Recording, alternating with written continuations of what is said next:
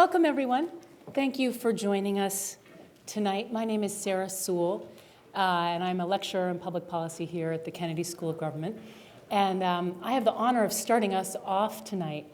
I think my main message in beginning this discussion is that the world is full of strange bedfellows waiting to be connected. And I am proof of that. I think of myself as a very earnest, behind the scenes, in the trenches kind of a person out there toiling away. I'm not familiar with celebrity.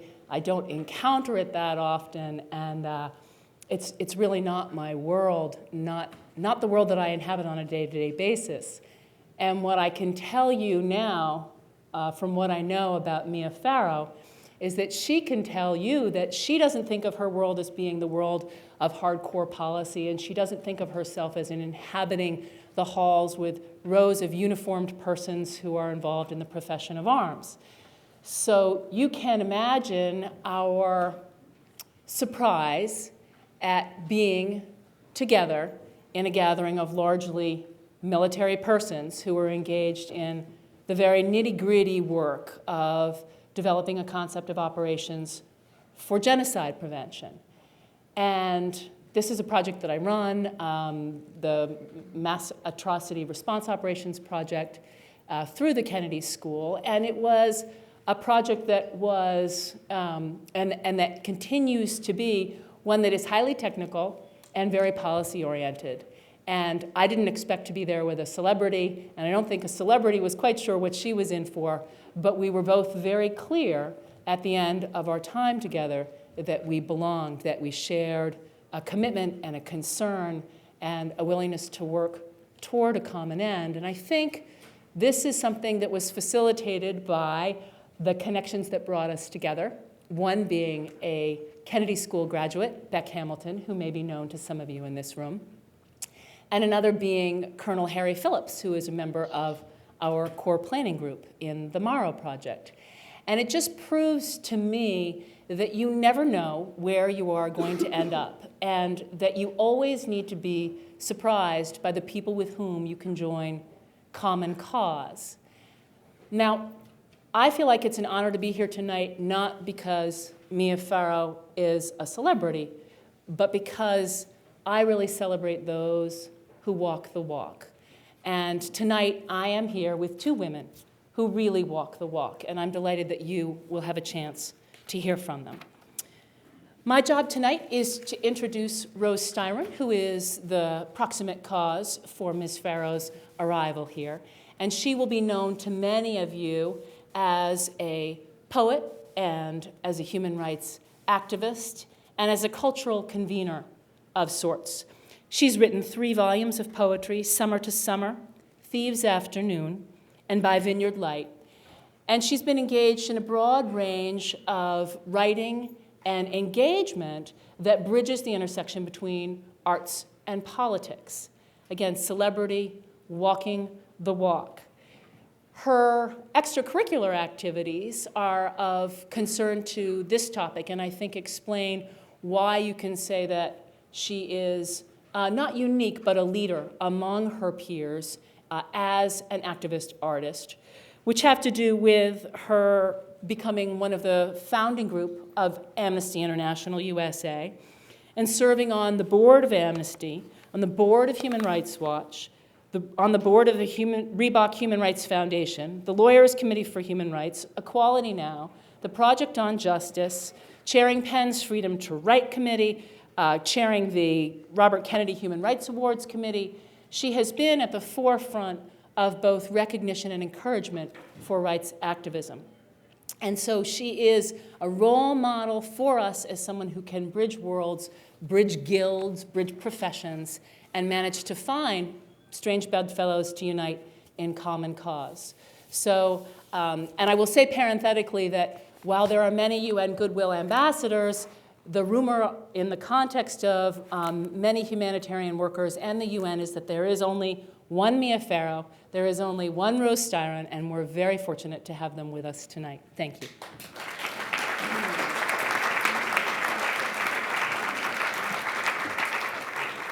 Well, I'm astonished and flattered at that introduction.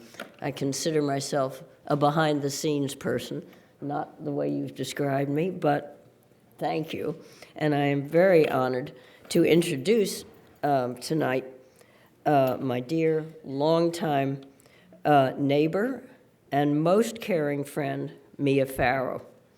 You doubtless know that Mia became, as a teenager, a first-rate actress for my generation's favorite TV series, Peyton Place, which she may not want me to mention, but there it is. And then how she became a star in film and occasionally theater. I hardly need mention all her diverse starring roles, which I'm sure many of you have seen: Rosemary's Baby, Hannah and Her Sisters, the film version of Scott Fitzgerald's novel, The Great Gatsby, illuminating different kinds of social mores, as only popular novels used to do. Tonight, though, we're talking about her being an incredibly effective actor on the world stage.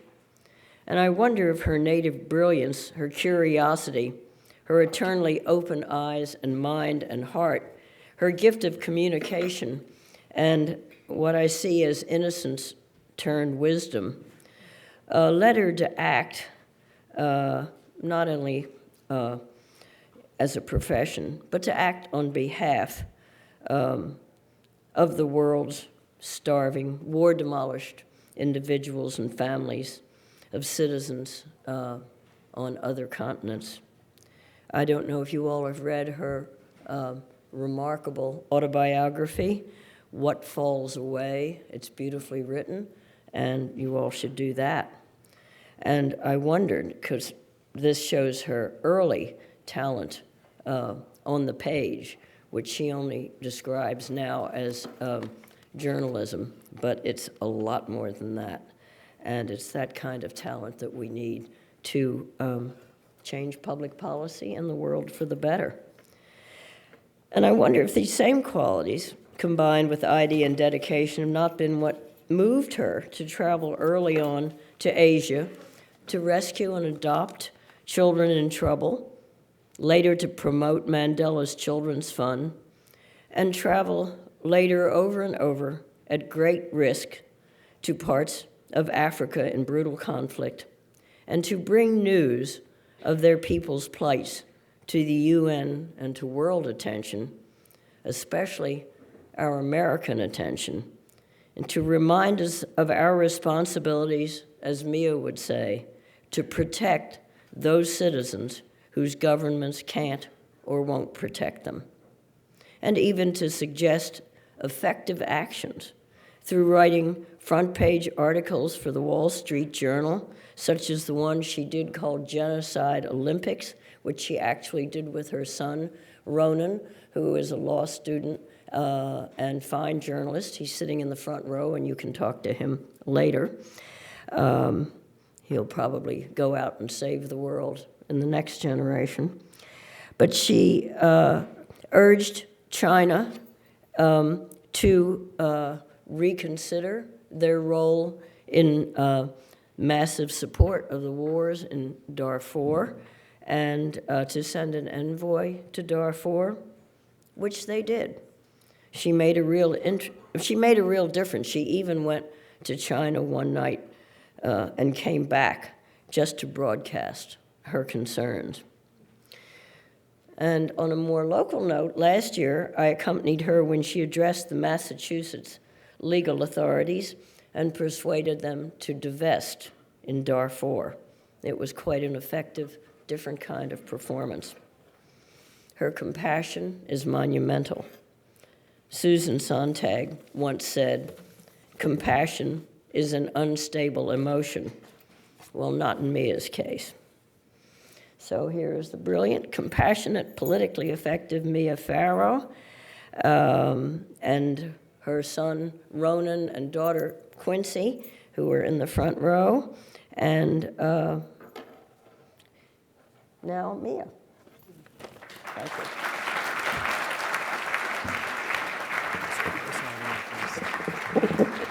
Thank you so much, Rose.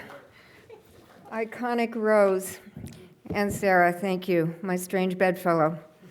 I've just returned from 4 weeks along the Darfur border, doing a project of my own this time, archiving the oral history, traditions, songs, dances, culture of the 3 tribes targeted by Sudanese President Omar al-Bashir for extinction. So I'm trying to compile an actual a living archive to one day put into a museum in Darfur, and hopefully, too, to have an interactive website. What I've done here is, oh, good, I have this. Over my now, about a dozen trips into the region, I've taken some photographs that I wanted to share with you to give you just a context of what is going on in Darfur. And some of you here know better than I, and I ask your forgiveness on that one. Some of you may not know as much. But anyway, the experiences are mine, the photographs are mine, and you'll kind of see where I'm coming from if I get this right. Technically challenged, I am. There's Sudan, the Darfur region in the western part of Sudan. I will say, I have to turn the sound way down if I may, please. I heard about the ongoing violence in Darfur through a piece written by Samantha Power in 2004. It was an op-ed piece in the New York Times, and I think all of us. Certainly, I feel a sense of personal failure when I think of the Rwandan Genocide. And Samantha's piece addressed, it was on the occasion of the 10th anniversary of the Rwandan Genocide. And I Googled, what were we doing during those 9 months, 90 days, when up to 1 million people were massacred? We were watching the O.J. Simpson murder trial, if anyone cares to know. And while we were not looking, 800,000 to 1 million people were hacked to death. And this causes, I think, a lot of feelings in all of us that we failed, our best institutions failed, our governments failed, churches failed, massive, massive failure. And then reading Samantha's piece that day in the New York Times, I was sort of jolted into action. That in a place I'd never heard of, Darfur, yet another genocide may be unfolding. And as a UNICEF ambassador, which I was and am, I called up and asked if I could get there, and they said absolutely not. So I said no problem, I'll just go myself, you know. And so they said, well, wait a second, and I did get there. So this is what I'm going to show you something. I took this in 2004. This is a typical village in Darfur. You see mature fruit trees, walled gardens, and despite the arid soil, people have sustained themselves over the centuries through agriculture. Same village, 2006. At this point, 90% of Darfur's villages are ashes. There I met Mr. Joseph Omar, going through the still smoldering ashes of his village, trying to salvage anything that he could bring to those members of his families that survived. They were sheltering under a tree a mile or two away. As you can see, there was not much salvageable. This is Kalma Camp, one of the larger camps in Darfur, population 90,000. I think you've all read, or most of you have read, that on March the 4th, the International Criminal Courts issued an arrest warrant for Sudanese President Omar al-Bashir for war crimes and crimes against humanity, for his role in the murder, torture, rape, and displacement of millions, massive numbers of people. Kalma Camp is one of those camps now that there is the Omar al-Bashir retaliated, by the way, within hours, expelling 13 international aid organizations from Sudan and 3 national ones, leaving Kalma Camp, among others, without any humanitarian assistance whatsoever. So here you have 90,000 people without any medical care. There is a stockpile of food. I'm told that it will not last more than 2 months. The wells will surely break. Oxfam was the caretaker of the wells. Oxfam was among those expelled, as was Doctors Without Borders. They too were expelled, Save the Children, and many other equally reputable organizations. It is a disgrace. So the people, we hardly know what they will do. It is expected that huge numbers may flee into Chad, and you saw the border. It's a non-existent border, and Chad has already received 250,000 refugees from Darfur. Here we have the largest camp. My camera actually couldn't encompass the camp. It's 170,000 people. Not a tree, nor a blade of grass, nor scarcely a shred of hope at this point. In one camp, I was told that by an aid worker, camps themselves have been attacked. The Kalma camp that you saw, this one going back to, was attacked in August, and Otash camp, which is half hour's drive, I'd say, from the UN Peacekeepers headquarters, was attacked within weeks of that.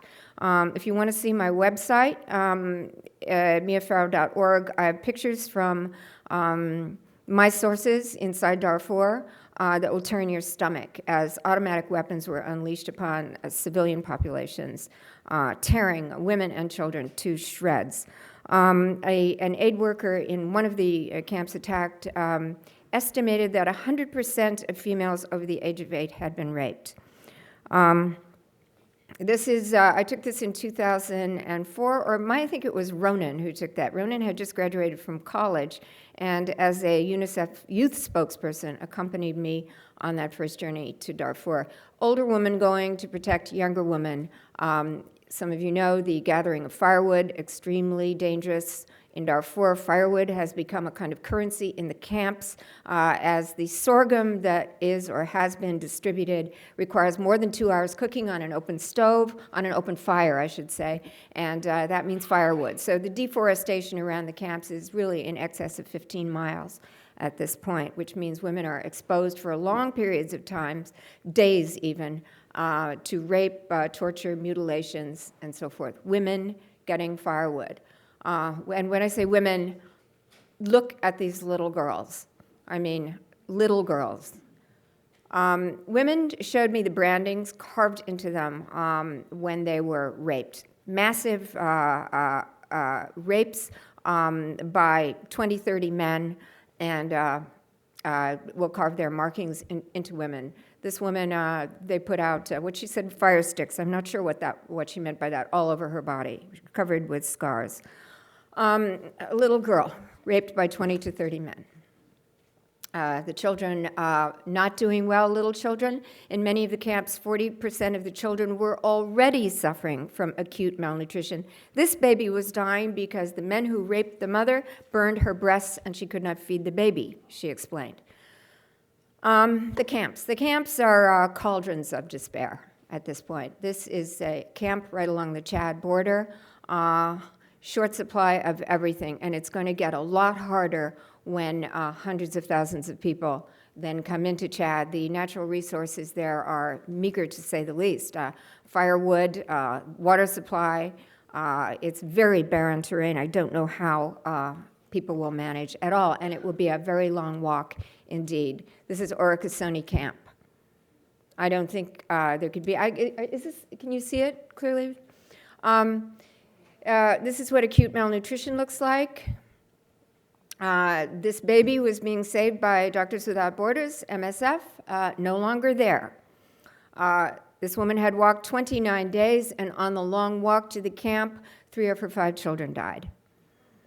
These are children's drawings given to me by children in the camps. Aid workers provide felt tip pens and so forth. You can see this child that draw it said that was her mother running. Mother was shot in the chest. Bombs fell from the sky, raining upon families as they slept, as they pray, as they cooked their breakfast, as they were going out to the fields. People run. People tried to gather their children. And this is a child drew his mother pregnant then, was bombed and killed.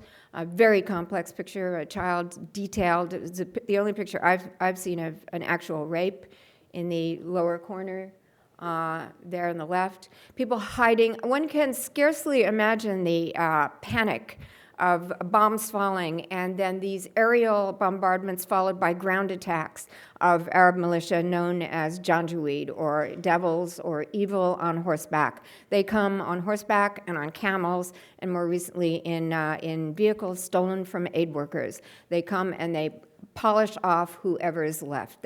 One woman said they took everything that was beautiful. They capture women and girls for as long as they want them, use them for whatever purpose they want, kill. This woman was running with a baby on her back. The baby was shot from her back. Baby died. Children running from a village. I happened to be there when 60 villages were burned, and you don't see this expression at McDonald's. The children were screaming, and I joined them in running. These are displaced people not knowing which way to turn and surrounded by their attackers. I think the reality of being displaced, these are words we read in the newspaper, and the pure terror of people who had suffered those kinds of assaults, then just wandering, not sure where there will be water, not sure where it will be safe, not sure if food will come or if their attackers will return, just there. Groups under trees, as you see them, this group without even mats, and overwhelmingly women and children, men, huge disappearance of men. UN puts the death toll at 300,000, but UN watchers or statistic watchers will notice that number is pretty much stuck for a couple of years now. In fact, nobody knows how many people have been killed or died, now more of disease and hunger. And that number is sure to swell hugely in the months that are coming without the assistance of the aid workers. I think perhaps it will dwarf the Rwandan genocide. And according to the Lemkin definition, everything will be taken away. Every means of survival for the displaced people will have been taken away. This woman's 3 children were thrown in her own burning home. An elderly woman taking care of children that were not even related to her. Grief. Rebel group. Janjaweed. A rare photograph, apparently. I stood there like an idiot. Sarah said, "Can you show that picture of when you had the camera?" I just got out of the car. We all got out of the car because they were coming. And I don't know if you ever remember I Love Lucy. I did my I Love Lucy imitation. I just pretended, this might be a camera, I'm not sure what it is, this little silver thing. And I just took these pictures of these guys. And there they are, because I felt and I feel that I'm a witness. I better take a picture. This is what my sisters in the Darfur region are facing on a daily basis. It's not my place to hide in the back seat. Janjaweed. In the tiny border town of Gazbeta, 3 men lie side by side, their eyes cut out by Janjaweed knives. The barbarity of the atrocities is scarcely describable. This child was shot in the chest with a machine gun. He did not survive. The children, not doing well. The eloquence of the children's faces actually speaks far more eloquently than I could. The children. My water bottle at the end of the day, and my empty water bottle that I filled, it was what the children were drinking. Now you take Oxfam out of the equation in Darfur, that if they are lucky to find it, that is what they'll be drinking, sucking mud. A child, one of too many child-headed households, that was Otash camp. And this little girl defiantly told me that no further harm would come to her baby sister. But the baby has not uttered a single sound since the day their village was attacked and their parents were killed. A little girl, her parents were killed the day before. A dying child. Child of hope. As for a long time, this child was my screensaver. I think I said to Sarah, maybe even my soul saver. Who am I to give up? When that little girl, whose parents were killed, I don't know if she is still alive, I look at that little face and I am completely galvanized every single day. This I took in 2004. even above the desperate need for water, for food, the plea for education. We're talking about good parents who understand that the way to progress, if there's ever peace in Darfur, is through education. The plea for protection, as I don't think there could be a more visceral plea from the human heart. That was 2004. 2005, 2006, 2007, 2008. Here we are in 2009, and no effective protection has come for these children or for anyone in the Darfur region. And I'm wearing around my neck actually a bunch of safety amulets, because you travel in the region, you cannot buy them, they have to be given to you. So the first one was given to me by a woman named Halima in 2004, and she insisted on taking it from her neck and giving it to me for my protection. I who could offer her no protection. Halima had been wearing it on the day her village was attacked. And she explained that she had been holding her infant son and trying to run and gather her children at the same time when, after the bombs fell, the Janjaweed came, tore her infant from her arms, and bayoneted him before her eyes. 3 of her 5 children were similarly killed on that day. Janjaweed, she told me, they cut them and threw them into the well. And then she clasped my hands and said, "Tell people what is happening here. Tell them we will all be slaughtered. Tell them we need help." And Halima's story is but one of too many to count. The stories of our sisters and brothers in the Darfur region that I've encountered over now a dozen trips into that region. Tell people, we need help. So what message have we sent to Halima and to the people of Darfur? Really only that they're completely dispensable, that some larger game is going on here, and that they are simply expendable chips. I have to complete my archiving. I'm looking forward to returning to the region, probably after summer vacation. I have kids, and when they go back to school, I'm going back and collect artifacts and collect stories. I've filmed traditional dances. I have to tell you this. When I got to one of the camps, Gozamir refugee camp, they said, we could bring you our elderly people, and maybe they would tell you stories, but we don't sing anymore. And our elders would not be happy because, we are suffering and we're in mourning. And I said, I come here, some of you have seen me several times before. I am sensitive to what you have endured, of what you are suffering. I am sensitive to your losses. I understand that you're in mourning, and I respect that. But surely you don't want to lose everything. And your culture, to pass to your children and your children's children, exists in the memories of your elders and nowhere else. There is no written history. There are no photographs. There are no paintings. I said, I will operate the camera and the sound equipment. Bring me whatever you want. It's for you.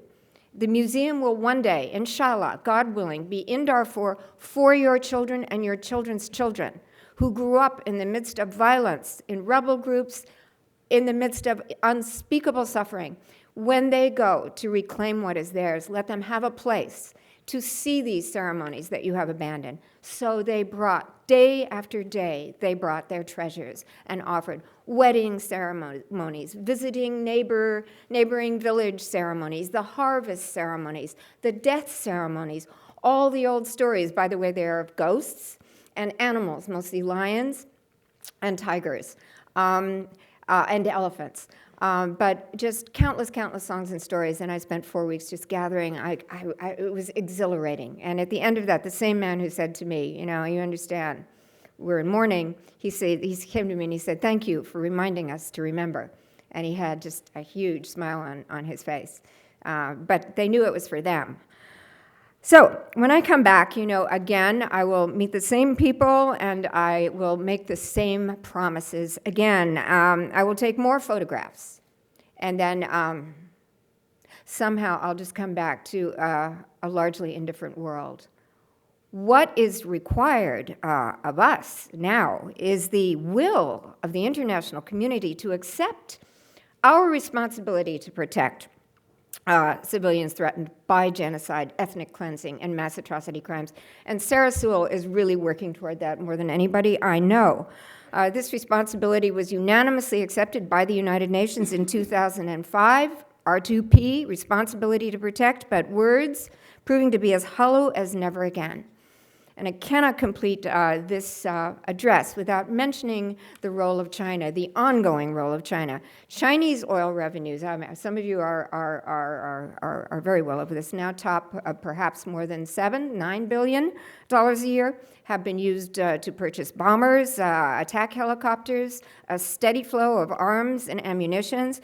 Chinese pilots are training Sudanese pilots to fly sophisticated Phantom bombers bought with Chinese oil revenues from China.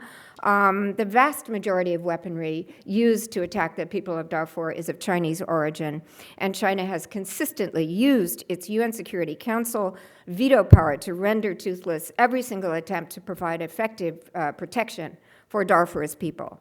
Last week, at a meeting of the Security Council, China objected to asking Sudan to reverse its decision to expel the humanitarians. So China has the sticks and carrots.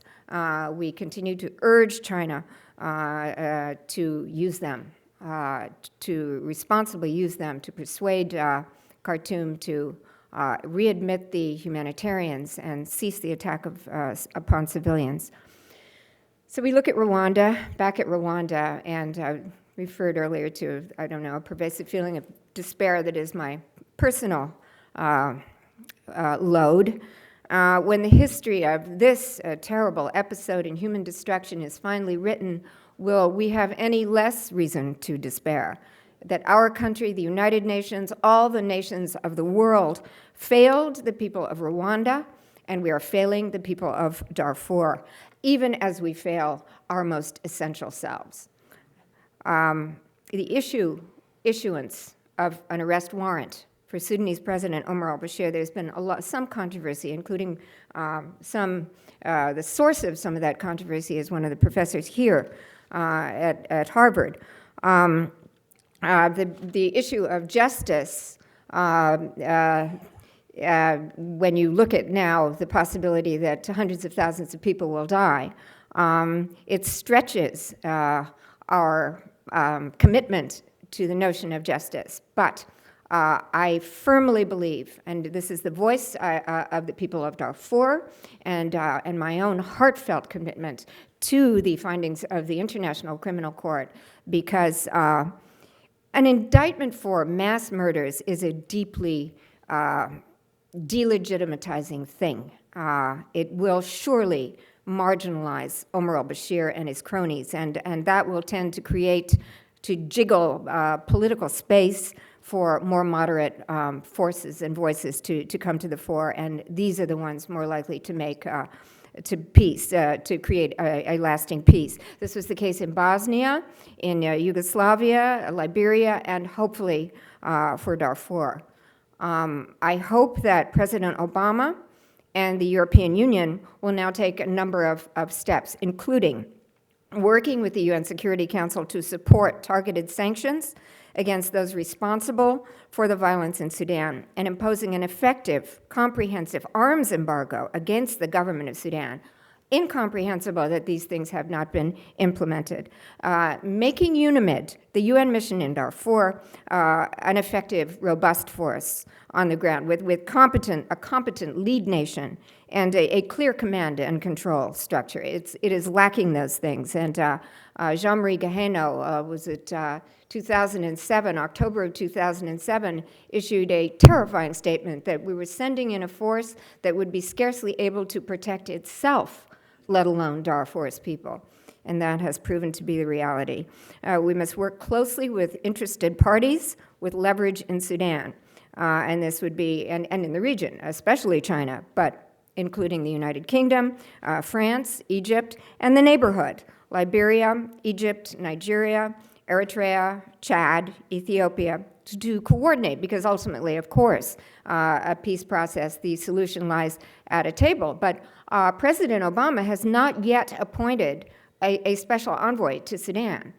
Now, nobody voted with more passion than I did But I have high expectations of our president, and I know his plate is quite full. But I want that. I want a special envoy for the people of Darfur. We saw this coming, this UN indictment. We saw the expulsion of the humanitarians on the horizon. We are now looking at the deaths of hundreds of thousands, if not millions. So where's the special envoy? So the people of Darfur have over and over again, to me, vocalized their desire for justice. And the cause of justice really is not confined to Darfur. Do we give impunity to the next al-Bashir, to the next Mugabe or Milosevic, the next genocidal thug who slashes his way to the top?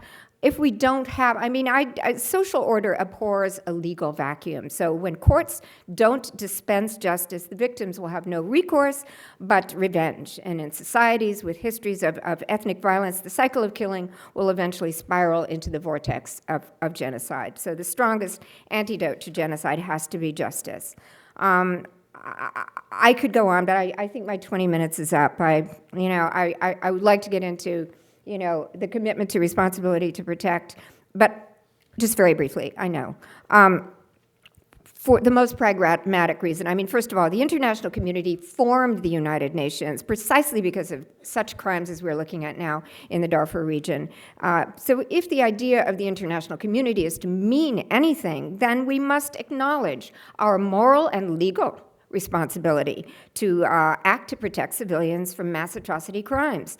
And the pragmatic reason for early action is irrefutable. It's better to prevent such crimes than to respond after they have begun. We look first, of course, at the cost in human lives, but we should also consider the financial cost and diplomatic complexity of trying to address a problem when it becomes a full-blown conflict. And we should anticipate that, unchecked, mass atrocities will destabilize whole neighborhoods. We could see the whole Horn of Africa descend into complete chaos. And then the word of war on terror will take on new meaning.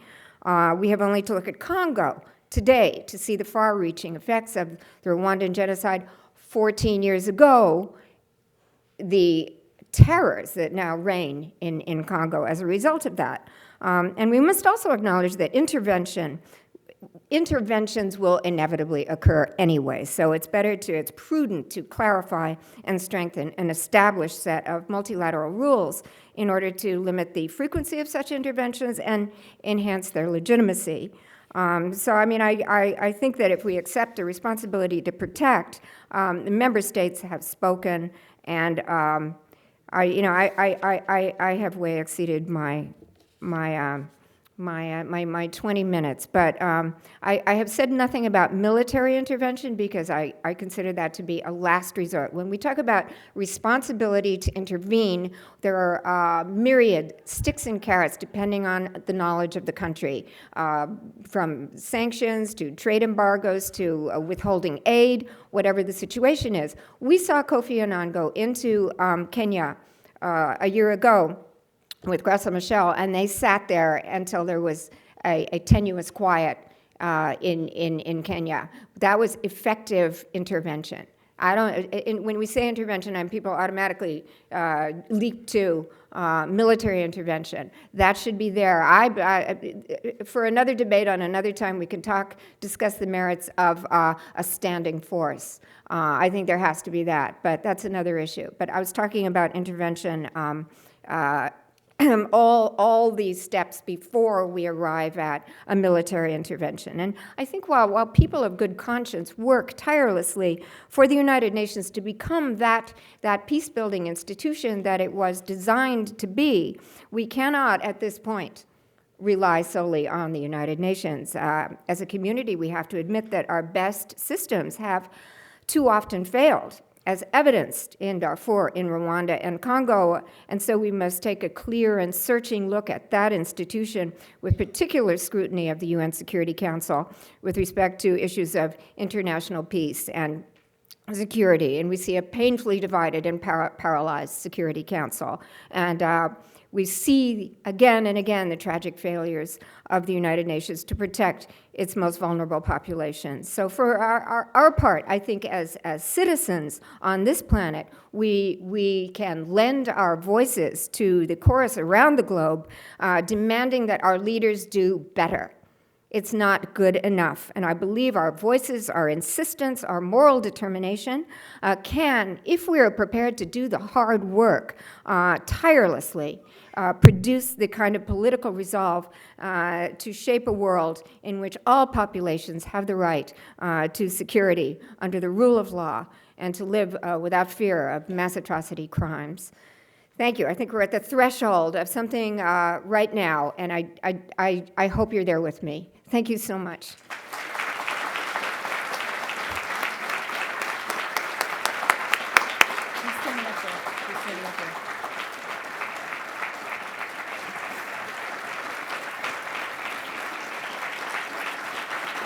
I get a little steamed up.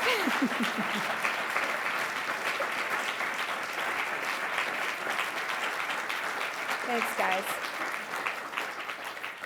Thank you very much for your impassioned and insightful sharing of your story, taking us on the walk that you have walked. And I know that everybody will have questions. So let me begin by reminding us of the ground rules for our discussion. You need to identify yourself before you ask your question. It has to be a question, it can't be a speech. And it needs to end with a question mark. Okay, so why don't we start over here, please? My name is Jo Reed, and I'm from the Massachusetts Save Darfur Coalition. Thank you, Ms. Farrow, for all of your work, and thank you for everyone who put on this event today. You spoke briefly about the expulsion of now 17 humanitarian organizations in the ground, and we know that there are efforts in Congress to do that. But you, amongst other people, have involved yourselves in a public protest with the Olympic rallies that you were doing to end genocide. This Wednesday in Boston, we're having a rally at City Hall Plaza that we hope people will attend, and we'll be calling again for this to happen. How do you think we can spread this to other cities in the US? How can you help encourage everyone who's here today to come on Wednesday? Very clever packaging of your question. Yeah. Well, thank you. I like to think I like so. that subtle question mark. And the question mark is, what more can we do, and how can we support all of the amazing work that you're doing to make sure that Darfuri voices are at the center of the advocacy work that we're doing? And the demo's 4 to 6 at the City Plaza. Thank you. It looks like you're doing it. You're part of the coalition. Get them to be more cutting edge. I really think they can. I love Jerry Fowler, but honestly, he's got to push harder. There should be a hue and cry from everyone of these organizations being expelled. I don't know. I'm waiting for the shoe to drop. What about you? So good for you for the rally, and communicate through the Save Darfur people. Just say, get moving. What's wrong with them? Please. Hello, I'm Sheila Lawani. I'm a graduate student here at the Kennedy School. Thank you very much for your wonderful presentation. I still watch The Great Gatsby on YouTube every once in a while. It was a weird wig. My question to you actually concerns mass rapes. Much of your presentation focused on the sexual violence that women experience in addition to the other challenges of everyday life. I'm doing research on mass rapes and responsibility to protect. Responsibility to protect includes ethnic cleansing, genocide, crimes against humanity, and war crimes. I want to know, do you think it's worthwhile, since mass rapes cuts into all 4 of these areas, to be its own separate category in responsibility to protect? Or do you think that strengthening the language of responsibility to protect is what the international community should do in order to prevent mass rapes from happening in the future? And I'm just wanting to know, do you think that the language... So my essential question to you is that, how do we strengthen the language of responsibility to protect to prevent mass rapes from happening in the future? Thank you. How do you strengthen the language of responsibility to protect? Responsibility to protect has turned out to be a pretty hollow resolution anyway. I think it should be revisited. Definitely rapes should be included. Is it included at all in the language? Well, the responsibility to protect language encompasses what is included in the International Criminal Court, which is a variety of things to include mass rapes for the very first time. So it's there. It comes under crimes against humanity. So it's there. It's about supporting the ICC at this point. and keeping that at the forefront, keeping a light on that resolution. So you Do you think it's think- broad enough? And I think what I think Ms. it's Farrow said there. is that it's there. Yeah. And you're wondering as an activist whether or not there's a way to highlight it.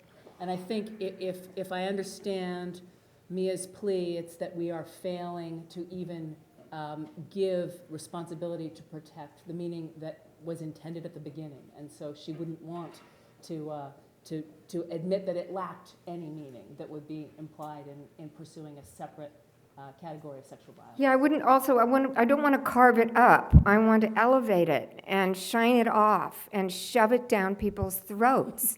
If I'm not being too strong in my language, I think it should just be there, and people need to assimilate it. It has to become organic to people. It's this post-Westphalian notion. Sovereignty, with sovereignty comes responsibility, and this is a new concept. 2005, it's brand new. And we're still looking at, we can't go into Sudan because the perpetrator won't let us in, and even the arrest of Omar Bashir can't happen because it's national sovereignty. So the issue of national sovereignty is still a huge one. And I think we have to internalize the fact that national sovereignty comes with responsibilities. You run a country, then you better step up and be responsible. You're not responsible, then there has to be consequences. And we're not there yet. And we should be there. Thank you, please. Yes. Hi. I'm Christian Newis. I've heard a lot about you, Mia Farrow. Do you still star in films? When's the last one that you starred in most recently? Well, you know what? I'm not even doing that anymore. Michelle Gondry's film, I guess, is the last one, about 2 years ago. Be Kind, Rewind. I don't really care to do that. I've done that since I was 17 years old. I'm doing this right now. I see. Thank you. Thank you for the question. Halima. Very much. Oh, can you hear me? Thank you very much, Ms. Farrow. My question to you is about, my name is Naima Green. I'm a first-year student in the Masters in Public Policy program here at the Kennedy School. My question to you today is about Susan Rice and her role as the UN ambassador.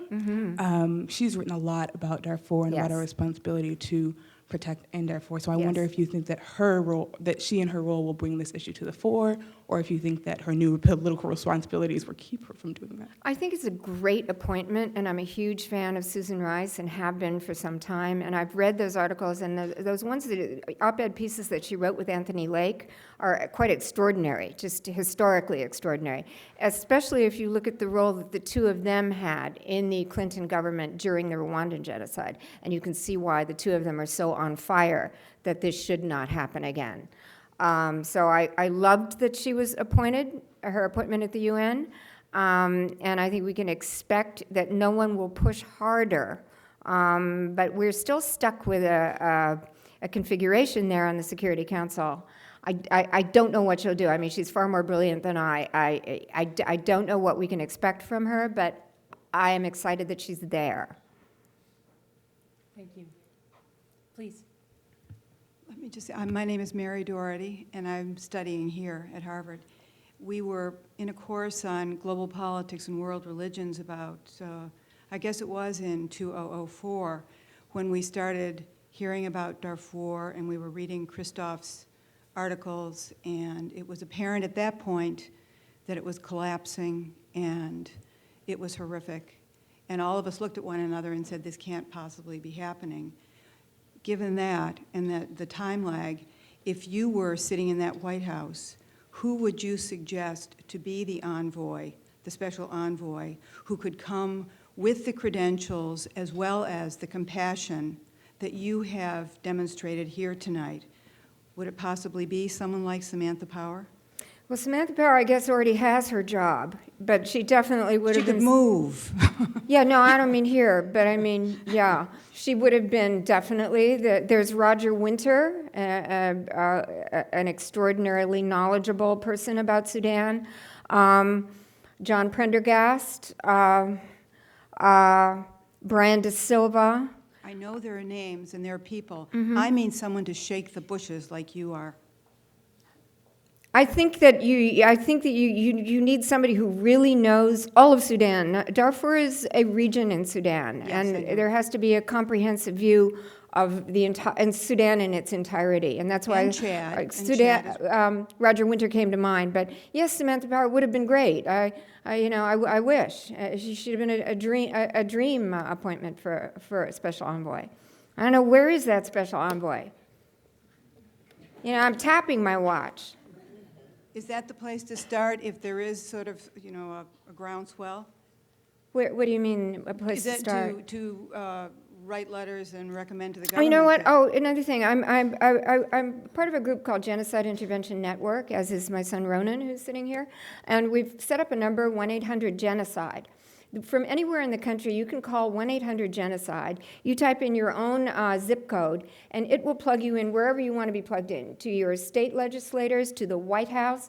My suggestion now is put it right through to Hillary Clinton. You actually hear my voice when you call that number, and you can be put right through to Hillary Clinton's office, and just say, you don't have to be an expert, just say, you know what, I'm just wondering where the special envoy is to Darfur. I hear really bad things are going on there, and I don't really like that, and maybe you want to do something about that, because I'm a citizen, and I think you should do something. While you're at it, if you have no time, your senators, your congressmen. So, get on to this. I grew up in that world, and I'm a congressional brat, and those calls are noticed. We should all leave here and be making our phone calls. Make the phone calls, right? Thank the you the so late much. Senator Paul Simon said if just 100 people from every district had phoned in, he was speaking then of the Rwandan genocide, he said the U.S. would have taken action. That gives us all a responsibility, right? Mm-hmm. We have a voice. Remember Horton Hears a Who? Remember that book, Horton Hears a Who? Thank you Anyway. very much. One of the things you mentioned that you would be willing to talk about another time, but I think this might be a great time, is what it means structurally for the UN to lack an armed force to either haul up people before the International Criminal Court or to implement a no-fly zone or to protect a camp. And one of the things that we've consistently seen, I'll try to get to my question, is the groundswell of do something without the capacity to do. So I wonder if you'd share with the group your thoughts about a standing UN army. I think you, Sarah, might be the one to talk about this. I think so. It sounded like you were for it. I am so for it, but I think you might be the one to articulate it even better than me, perhaps, because you've really been focused on this for so long. But what we're looking at, we talk about what should happen. And back when there was a resolution, when it was it 2006, 2007, Ronan, when you talked to Mark Malloch Brown? Was it 1706? There was a resolution that was to have sent 26,000 troops into Darfur, and it looked great. And in order to get China to sign on, it signed off by saying, with permission of the government of Sudan. Thereby, the whole thing went limp. And soon after that, Mark Malloch Brown moved on and was no longer with the United Nations and was speaking at Yale Law School, where my son asked him the question, why did you abandon this resolution so quickly? Was it not worth fighting for? I understand the language had this Achilles to it, but was it not worth fighting for? And Mark Malloch Brown confessed that the UN had knocked on every door asking for contributing troops, and not a single nation would cough up a single troop. So this is what we are faced with. A standing force or a standby force would mean that, I don't know what this would look like, but in my own imagination, all troop-contributing nations, all militarily capable nations should be compelled to contribute a commensurate amount of troops. Now, maybe that wouldn't work. Maybe you have a better idea, Sarah, but certainly there should be a standby force that within days, if not hours, of a descent into genocide, when we see people being slaughtered, that there appears UN boots on the ground, militarily capable with all the support and logistical support and intelligence and everything that they could possibly need, trained and ready. And can you tell me what that should look like? Well, I don't want to get in the way of your answer, because I think you're talking about how do you begin to institutionalize a solution around the sovereignty barrier that you were talking about before. And to some degree, you can do it if you empower a force. You still have the politics of the decision to use the force. So I'm not sure that you can completely solve the problem with capability, but it speaks to the lack of moral imagination, that people cannot envision the UN having some degree of automaticity to enforce the claims that it makes, and that everything's so contingent. It's really troubling. So all of the activism that happens, all of the pleas, the calls, even nation-state pleas within the UN Security Council construct can be vetoed by politics. Right. And this is the dilemma really of the 21st century, is whether we will give international institutions the means to realize their promise, or whether they will stay beholden to constructs of state and limitations of vetoes that keep us from realizing the kinds of calls that you're making today to think about common humanity and think about the rights of citizens as opposed to solely the rights of states. And revisiting this idea of sovereignty, I think it really has to be revisited, and it has to be limited, and it has to be conditional. And until that happens, we're always going to see that same wall. But imagine if, say, for example, we had an Archbishop Desmond Tutu at the head of the United Nations, somebody who was not one of the people who said, well, here are all the reasons why we can't do this. The world seems to be divided into two categories. The people who say, well, you know, and they're the really smart people. Alex DeWall, for example. Here are all the reasons why this cannot be done. And you think, oh, boy, he's right. You know, he's laid them all out. There's a whole road of them, and I see it can't be done. And then there's somebody who maybe nowhere near as knowledgeable who says, I'll tell you why it can be done, because it needs to be done, because it's the right thing, and we'll just figure out how to do it. We'll do it. You know, and progress is made by those people. Inventions are out of the minds of such people.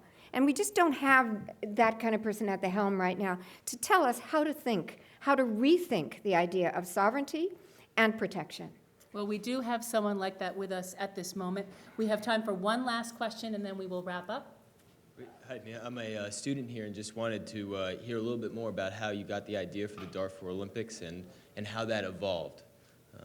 Well, we called it was Ronan and I, Genocide Olympics. It was from looking at the region for such a long time. Ronan actually wrote the first piece called China's Crude Conscience for the Wall Street Journal. And within months of that, it was declared that Beijing would be hosting the Olympic Games. And many people saw an incongruity in the fact that they were hosting the Olympic Games at home while underwriting genocide in Sudan. I was among them. And Ronan and I wrote a piece called the Genocide Olympics for the Wall Street Journal that we were calling upon the host nation, the sponsors of the games, including Coca-Cola, all of them, and Mr. Steven Spielberg, who had agreed to be directing the opening ceremonies. It was a little bit of dramatic flair to compare him with Leni Riefenstahl, but you know what? Time's short. And I just felt, I had written him 2 personal letters, and none of them, he didn't respond to either one of them. So it was just, you know, burn that bridge. And, you know, and I heard that he felt hurt and blindsided, and he certainly did the right thing in the long term. And I can't take credit for that at all, but I hoped he would. And you know what, that piece had the effect that more than we ever hoped, because within days of that piece, China appointed an envoy to Sudan. Within weeks of that piece, they did sign on to the latest UN resolution, albeit with some accommodations, but there was motion from China and a lot of statements about how they too hoped for peace and would work toward peace.